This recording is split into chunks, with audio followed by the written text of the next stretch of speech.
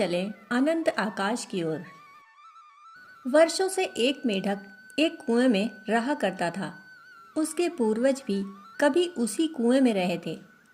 इस तरह अपने पूर्वजों से विरासत के रूप में उस कुएं में यह मेढक भी रह रहा था। कुएं में उसका आहार विहार, पेट प्रजनन आदि सारी क्रियाएं चलती। कुएं के इस संसार में रहते हुए मेढक अब बड़ा हो चला। इधर कुछ दिनों से मूसलाधार बारिश हो रही थी। ताल तलैया नदियां सब में जल भर गया। दैव योग से उसी समय कहीं सुदूर देश से उड़ता हुआ एक हंस आया और उसी कुएं की मेड़ पर आकर बैठ गया।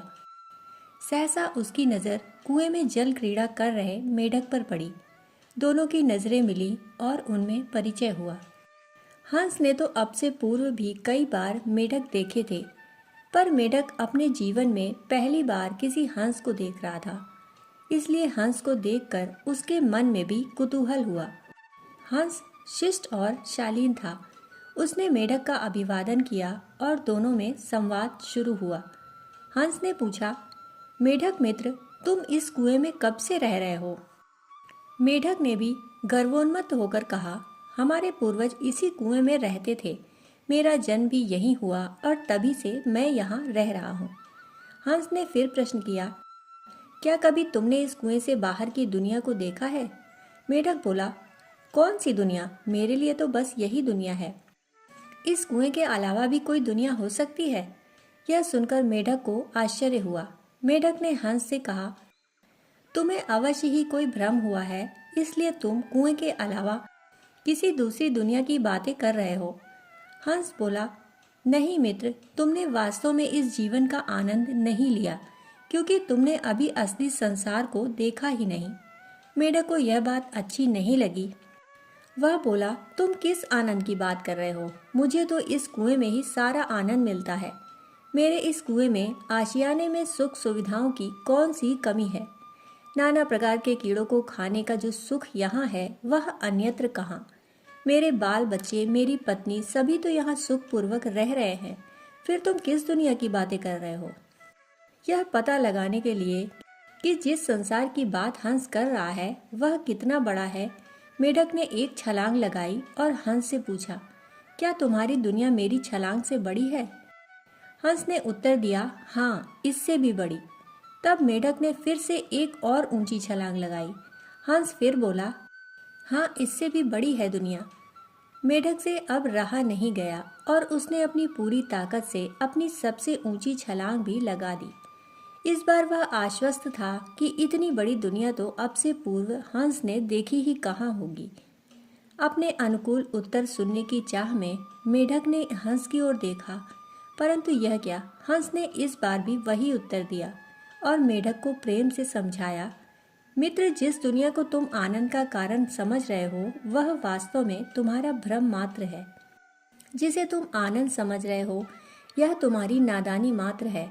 यदि तुम्हें सचमुच असली आनंद की अनुभूति करनी है तो इस छोटे से कुएं से बाहर निकलकर मेरे साथ चलो।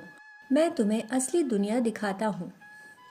अब मेढक को भी हंस पर भरोसा हो चला था, सो उसने भी चलने को हामी भर दी।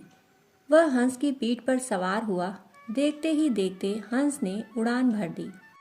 जैसे जैसे हंस की उड़ान ऊंची होती जाती, मेढक उतना ही हतप्रभ होता जाता।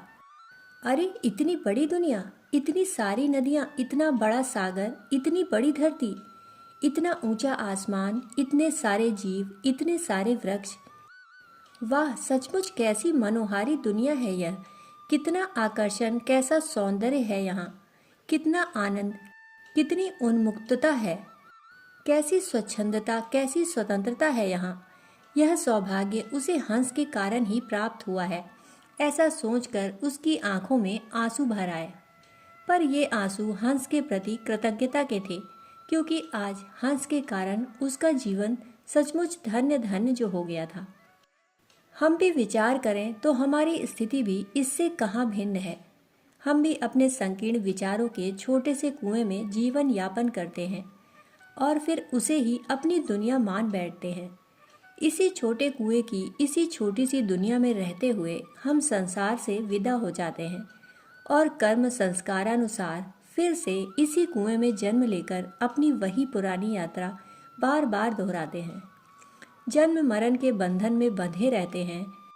बुद्ध पुरुष हंस बनकर हमें भी इन्हीं संकीर्ण कूपों से बाहर निकालकर सदा सदा के लिए मुक्त कराने आते हैं। आनंद के असीम आकाश में हमें ले जाने आते हैं, क्योंकि बुद्ध पुरुष ब्रह्मानंद के उसी असीम आनंद में आकाश से उड़कर हम तक आए हैं। वे आए हैं हमें भी उसी असीम आकाश की सैर पर ले जाने। सद्ज्ञान व सत्कर्म के रूप में ईश्वर प्रदत्त 2 पंख पाकर हम भी उड़ान भरते हुए ईश्वर तक पहुंच सकते हैं।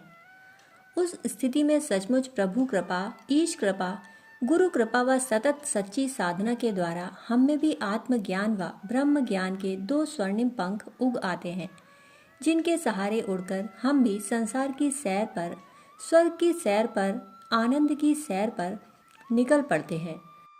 वह सचमुच कितनी अद्भुत है यह दुनिया। यहाँ तो पीड़ा, पतन, पराभव व शोक की कोई संभावना ही नहीं।